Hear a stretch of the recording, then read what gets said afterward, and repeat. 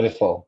All right, Yoshi. So, well, this is great. You guys already have two properties under contract. It hasn't been more than 1 month and a half with your ads live, correct? Correct, yeah. So roughly going in 1 month. That is amazing, Yoshi. Congratulations. I'm really happy for you guys. So, well, I would like you to kind of walk me through these two deals. So let's talk about Ed Foltz, which is the one in Huggins Road. Yes. All right, terrific. So, well, first, again, congratulations on that. That was your first deal, correct? With Hesel Media Leads. With Hesel Media, yes, correct. Great. Okay, so can you please give me a little bit more context about like the seller's situation and the condition of the property? So that one per se, it's an, I wouldn't say a normal story. So that one we're working on probate. Basically the homeowner needs money. He's very old. He can't keep up with the property. It's an acre. With a mobile home, he doesn't have the money to obviously renovate the property.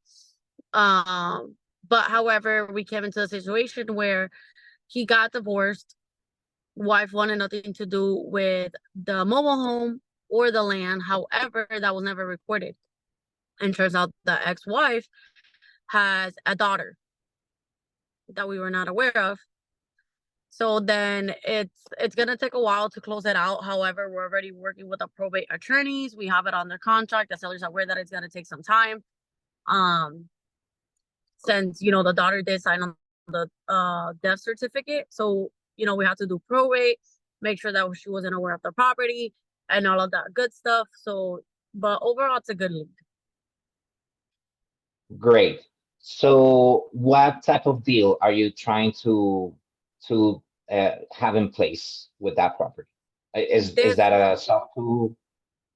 No, this is strictly cash.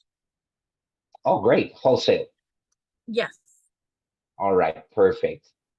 Okay, and well, let me ask you, Yoshi. There was something that you might have learned from this deal that you could eventually, use on future strategies or deals that you could be dealing with? Well, I mean, the probate was kind of, I wouldn't say it was new to us. However, so Ed is actually not the owner of the mobile home. It's his best friend, Ricky. So it was an unusual situation because they did a quick claim deed where Ricky sold the property to Ed. However, it was never recorded. And then turns out that Ricky, had divorced, and then this daughter came out of everywhere. So always, always, always double check prior, because we actually booked an appointment. We got out there to the property. So we did a contract. However, when we looked on the property records, Ricky came up. We're like, well, who's Ricky? And then it was Ed. So always, always, always double check prior to going into the property, making sure that that's the homeowner. And if that's not the homeowner, then check who the actual homeowner is. Right. Okay. Okay. That sounds pretty interesting. So eventually, if he wasn't the homeowner, meaning that if you had started this process with that type of preparation, what have you done? Maybe keep tracing the address or something like that? Yeah, so that's what we do. We have a skip tracing software system. So we'll put the address in there. It's going to tell us who owns, how long they own it for, if there's a mortgage in place, their emails, phone numbers, and all of that good stuff. So that's what we did, but we didn't catch on. We just kind of got him under contract. But once we got to the property, we're like, hey, Ed, who's Ricky? And then he was like, oh, don't. And then he got he got defensive because he was like, well, what do you want to know who Ricky is? We're like, well, Ricky's the one that's actually on the title of this property and on the deed.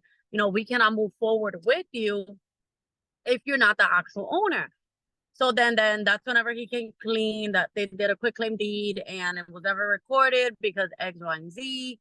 And, the sellers, they could be very aggressive. They're old. And Mhm. this is where us as real estate professionals, we have to keep our calm and educate them, right? Because they don't know. So I kind of just, because over the phone he's very tough. And once we got in person and he saw my face and we started talking, and then I explained, kind of broke everything down to him because he was getting agitated already. And I broke everything down to him. He's like, thank you. He's like, thank you for being human and thank you for understanding and thank you for being kind. And I was like, yeah, Great. that's not a problem. I was like, that's what I'm here for, to educate you. So then he was like, okay, let's proceed. And he signed a contract. Beautiful. All right, I love it. Awesome. So, like from the very beginning, what was your process? Like that first conversation, what did it look like in terms of, rapport and gaining their trust and all of that? Would you walk me through the whole conversation that you guys had? Well, not Yeah, not of in course. detail, of course. Yeah, so we have you guys' sales process, which I find it to be very effective, right? Because right off the bat, you don't want to be like, so why are you selling your property? Like, you're strangers. At the end of the day, they don't know you, they don't owe you an explanation. So I I establish who I am and what the outcome of this call is. We want to get you qualified to see if you qualify for one of our programs. I'm not there. Can you please walk me through the property? If you were to have, in a perfect world, if you were to have $50,000, what would you do to this property? Now, this is where I have kind of tweaked it a little bit, because once I ask them, okay, if I were to give you $50,000 versus what does the property need, they don't want to tell you. Versus if I tell them I'm going to give you the money, what would you do to the property? You can't get the sellers to shut up. They'll just go on, and I would do this and I would change this and versus I noticed that whenever I tell them, okay, so walk me through the property, what does the property need? It kind of like close them out and they don't want to talk. Versus I tell them like, hey, if I were to give you $50,000, what would you do to this property? Like, hey, like what would be like the main things? And then there they start talking and they keep going. And then you kind of just agree with them, right? Repeat everything that they said back to you. And then towards the end is whenever I ask them like, hey, okay, so sounds pretty decent. Sounds like something that we will definitely pick up. You know, Ed, what got you interested in even thinking about selling this property? And then that's whenever they go on and on, my mom, my this, I'm old. And they'll tell you the whole thing. But as of right from the get-go, me asking the price point and the motivation, it doesn't work for me because I'm not building rapport. So I rather like, go on about the story about the house, ask them their motivation, and then I do ask them, in a perfect world, what are you looking to walk away with? And they'll be like, okay, now in a realistic scenario, taking into considerations all the things that you told me that the house needs, I want to be fair with you. I want to give you a fair offer. What would you think would be a fair offer for your property? And then they'll tell you, well, we know it needs work. I'll take 40 grand. Okay, cool. And then I take it back to the team, underwriter, let them know whether or not it's going to be a good fit. In this case, it was because he only wanted 40,000. And we kind of just got it on the contract. Fantastic. Well, we set up an appointment. So we lock it up with the one-page agreement, and then we set up an appointment to go see the property. Once we got out there, we asked them, it's like, hey, who's this Ricky guy? Because we don't want them to keep shopping around. Right. Lock it up with a one-page agreement, get to the property, take pictures, whatever needs to be done, then send in the form. Wow, that is great. And I love the way that you have a clear understanding on how building a relationship and building rapport and gaining their trust is a key piece to actually achieve good stuff in this business. I love it. I would say Um, a lot of your videos from the acquisitions mastery helped a lot. I watch at least one video per in the mornings. I like to watch it before I start off my day. And forget his first name. I think it's Juan. Juan breaks it down really good when it comes to the objections. So those videos have helped a lot. that is even better. Great. Glad to hear that, Yoshi. Congratulations on that and putting that into practice. Because it's not only about watching videos and get a lot of knowledge, but the key is in putting it to practice. So that's great. So how long did it take totally to convert this lead into a deal? Ed was actually pretty fast. I would say that lead came in. That was actually a Sunday. We locked him up the same day. Signed up one price agreement. He signed it. Within 2 hours, we were already at the property. My other partner, Ali, and I. While we were driving to the property, since we really didn't have signal, Floyd was pulling up the comps. He was pulling it up. That's whenever we noticed on our way to the property that, hey, this property's not under his name. So then before, like, we were literally right down the road. We're like, hey, Ed, who's Ricky? And then he was like, well, and then he explained the situation. We're like, can Ricky meet us at the property? Okay, cool. Ricky met us at the property, and we had Ricky actually sign over the contract. Mm-hmm. So I would say within the same day that was locked up. Yeah, that's crazy. Cool. And let me ask you, Yoshi, like during this time, have you guys had any like unexpected expenses or challenges that you might have encountered? What do you mean? Yeah, I mean, after you put the property under contract and after getting to know all of the details of the property, did you figure or did you find out something challenging or additional expenses that you didn't calculate it from the very beginning? Or it was just Yeah, of course. smoothly? No, so that's with every property, Daniel. It happens. Like the one we're dealing with right now, this didn't come in through you guys, but we had to spend $10,000 in electrical before we could even close this property. So Oh, that's why wow. I'm here and I'm sitting on this property. But with Ed, right, Ricky, it was that obviously they didn't do the probate because they didn't have any money, right? So that's whenever you take into consideration, okay, I can pay for the probate and have it come out of closing.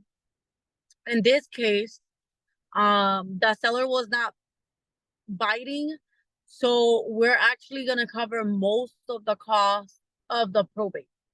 So he's coming Oh, out of pocket $600, and then we're covering the other $2,000.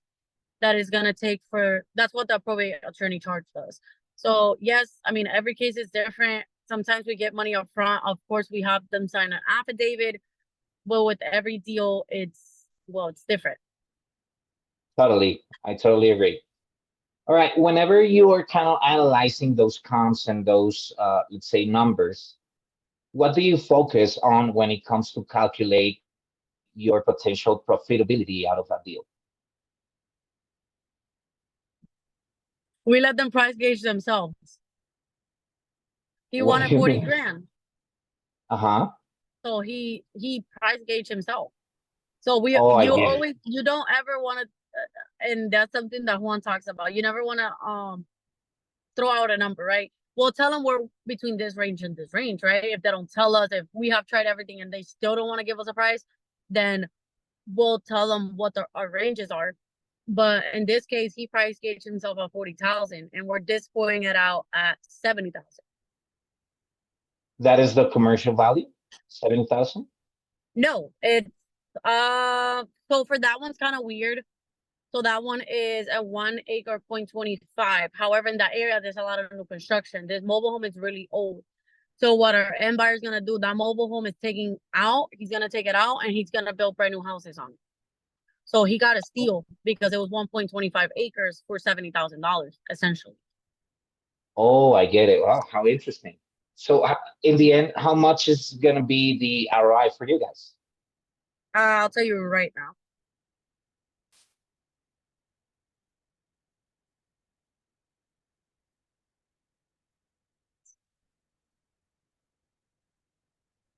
$26,000. That is amazing. Great, great. I'm happy for you. Awesome, Yoshi. Now let's talk about the other one, Kevin, which is the more recent one. So what type of deal was that? Let's start by that. Kevin is also a wholesale cash as well. Great. It's actually his mom's property. His mom is in Arkansas. His dad is, he's going on hospice. He broke a hip.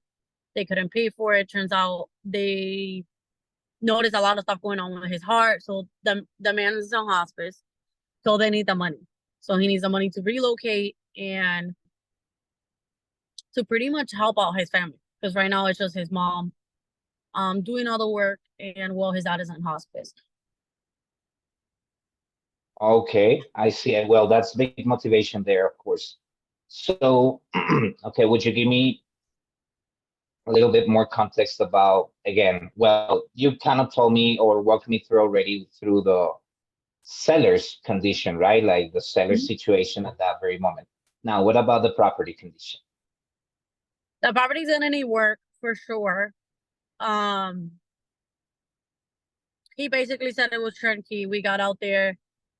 We got out there no, yesterday actually. No, 2 days ago to take pictures. It's not turnkey, and it's at least 50 grand of rehab.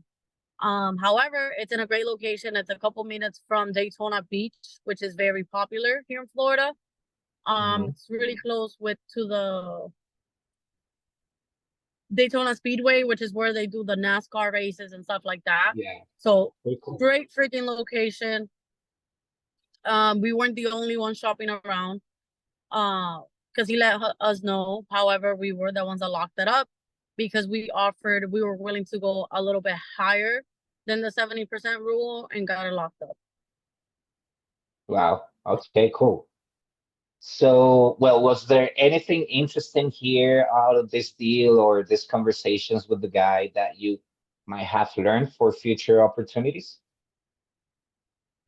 To always be compassionate, because I don't think if we would not have been compassionate of the situation, we would have gotten that deal. Oh, that is for sure. Like, Yeah. displaying So, empathy to his situation. and not just that, but I kind of built a rapport with his mom, which is something that the other wholesalers did not get a chance to do. All right. That's interesting. So, all the time, the conversations that you were holding were with Kevin only, or you got to a point to speak with her mom, with his mom?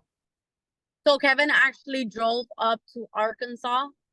So we actually got to speak to his mom, and we agreed on a number because she was set on a number, he was set on a number, but we were willing to go a little bit higher and give them what it is that they're asking for. So we didn't miss the deal. I get that sometimes we want to make the big assignment fees, but sometimes it's about doing the right thing. So we took a lower assignment fee, and we'll we already have everything in contract. We're due to close on August 30th. Oh, wow. That's amazing. However, the homeowner is not complying, the son, because we had to let our contractors in, and he was like, well, I don't want people walking around my house, blah, blah, blah, blah, blah. So technically, he's on a breach of contract. So we do have to file a memorandum. Oh, I get it. Mm, okay. So with this guy, and well, even though you had the chance to speak with his mom and all, everything happened over the phone up to this point, correct? Correct. Yes. It took us less than 24 hours. We had it under contract. Right. So the lead came in and you had it under contract before 24 hours, correct? Correct. Yep. That is amazing. You guys are The doing great. It came in roughly like around, I would say like 5 p.m. We got on the phone with him twice. He didn't like our offer. We called him back the next day in the morning. Turns out he was already driving to Arkansas to his mom's house. Floyd got on the phone with him again. So it took, I would say, like 4 or 5 calls within a span of 24 hours. But by 6 p.m. the next day, so yeah, exactly 24 hours, we had it on the contract with the mom. That's great. Awesome. Okay, so again, same question about, how do you analyze the profitability or the potential profitability of this lead if it turned out to be a deal? Great question. So we have Floyd in our team. He's a realtor, and he's from Daytona Beach. So he's very familiar with the area. We sold the properties a couple of streets away, so that helps. But also just running comps. So while I'm on the phone with them, we have a Slack channel So as soon as I'm on the phone with them, I know what their price is. He wanted 250,000. I send the address to Floyd. While I'm on the phone with them, Floyd is underwriting the deal. He'll check how much can we actually, since he's very familiar with the area, how much can we actually squeeze out of this deal? So the ARV for this particular property was 400,000 after it's renovated. We know, we have them send out pictures. Okay, you know, while we're qualifying them, can you please send us a picture of the property? So we're seeing, you know, we do our due diligence, we ask them questions, the roof, the AC, the plumbing. So then that way we take into consideration the roof didn't need to get done. That's an expense that we don't have. However, the AC does need to get done. So we already are somewhat know what the contractors are going to charge us in our area. So the ARV is 400,000, and we're going to have to put, the investor's going to have to put at least 50 grand in rehab. So he already price gauge himself at 250,000. We know we could dispo it out for 299. All So right, right that now we sounds have great. it. Right now we have it out for 305. We're trying to push for 305 to dispo it out. Minus the, so we actually, I told you we went higher. So he wanted 250. However, we had to pivot. Other wholesalers were working with them. So we offered 261. So we went up $11,000. That leaves us, if we dispo it out at 305, that leaves us with $44,000 in assignment fees. That is amazing. Great, great stuff, Yoshi. Thanks a lot for sharing all those details. That is going to be extremely helpful for other people that is starting out in in this business, you know, because there is a lot of great stuff on this conversation in terms, especially I definitely highlight the the importance that you give to that rapport in that relationship with that person, how we gain their trust so they actually feel open to disclose more information, more details, and get to a real negotiation with us. So this is great. Now, Yoshi, generally speaking, what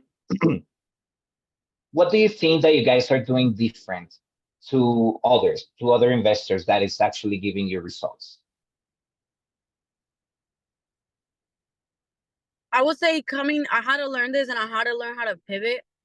Don't look at it in the sense of more, the way I was taught was have the assignment fee and the front end. Whenever you're talking to the seller, have the assignment fee, the $10,000, $20,000, $50,000. That doesn't work for me. And I'm gonna tell you why. These people have a problem. They wouldn't be reaching out to you if they didn't, right? So rather than thinking about the money, think about how can I help these people? What Beautiful. would be, and put yourself in their shoes. If it was you, you know, what would you do? So that's where I learned to, I'm sorry, screw the money, right? Obviously, we know we need this deal, but screw the money. Don't have the assignment fee on the front end. Think, how can I help these people? And get in their shoes. Okay, what would be the best route? Okay, they don't have equity. I automatically know they're not going to work for cash. Step two, okay, they don't have the money for renovations. However, it's a light rehab, novation. They have a lot of equity. The house needs a lot of work, cash.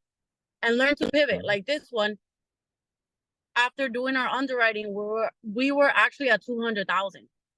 We went up all the way to 261. So our initial numbers were between 200 to 220. But then that's whenever having a team in place, because I'm on the phone, but then Floyd's running comms. Like, nah, he's like, I think we could honestly push that ARV for 400,000 because this house sold within a couple of blocks away, and it's a 2-2. This one's a 3-1. It's almost the same square footage. So this is where having a team comes into play. I'm Right. on the phone with them. I'm gathering report.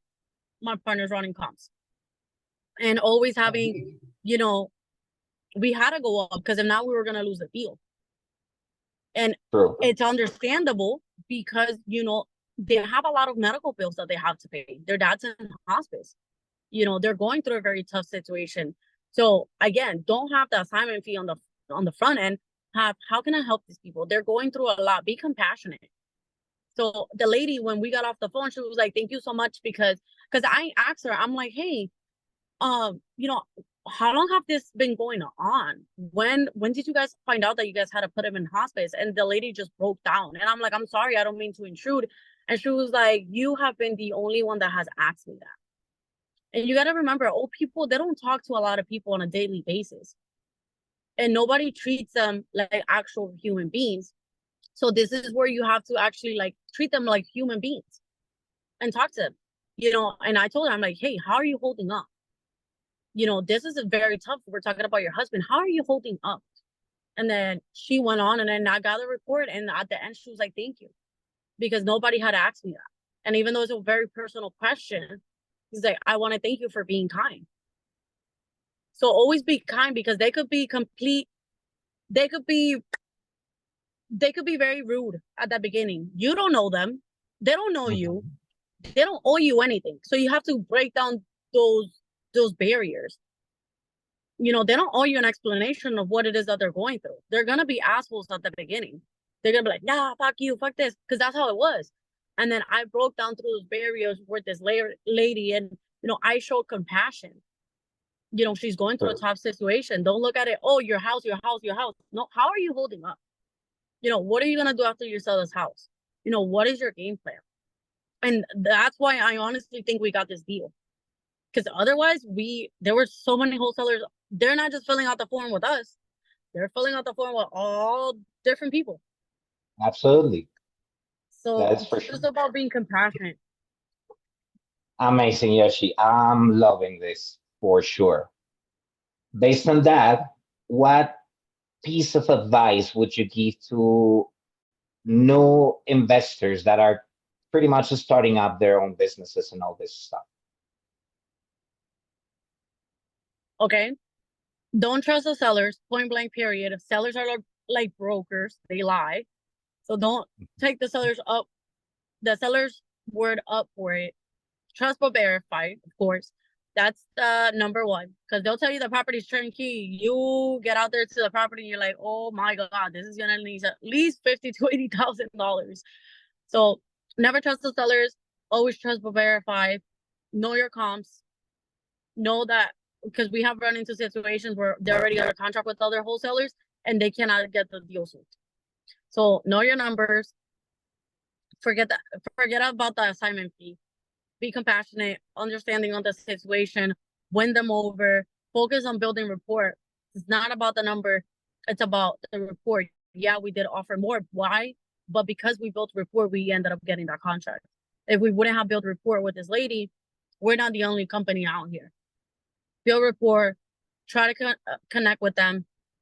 And overall, this is a people's business. If you're looking at it from the money aspect, you're not gonna get, at least from my perspective, because I have friends that they think about the money whenever they're talking to the seller, and the 50 grand, the 50 grand. I don't do that.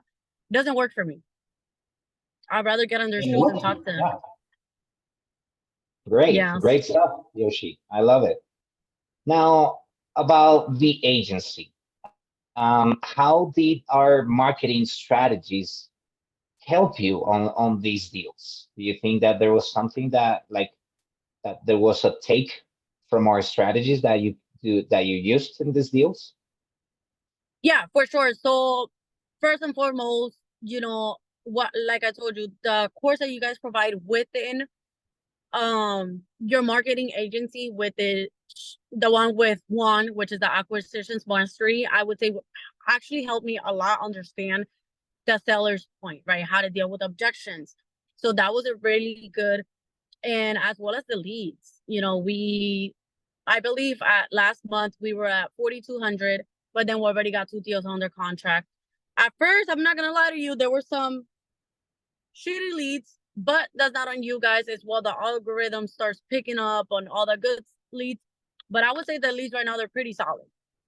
And it's only been a Great. month and a half. So I cannot wait until next month. I know, right? I'm super excited too. This is great, Yoshi. Now, generally speaking, what do you think of our service? I'm sorry? What do you think of our service? I love it. I love it. You guys are like, if I tell you, hey, Daniel, I have this problem, you don't hesitate. You guys fix it right away. Very fast. We saw results within what we got Ed under contract 2 weeks ago. So I would say within a month, the money that we're now starting, the deal hasn't closed, but however, it will close. Overall, love the company, very reliable. Not just that, but again, it comes back to the education portion of it. They don't just give you the ads. Here's the ads. They give you the education that it is that you need to succeed within the business. So even though, we are professionals, but we always need that push. Like sometimes we just need to hear it again in order for it to click. And that's what the course has done for me. I've been able to, reinforce what it is that I already prior knew, but especially somebody coming from Juan that, he's an expert, he's a top salesman. So to be able, so for Esteban to be able to provide this kind of education for us, it's honestly top notch. I'm actually really happy with the progress that we have made so far. That is great, Yoshi. I truly appreciate all of those words. We take them.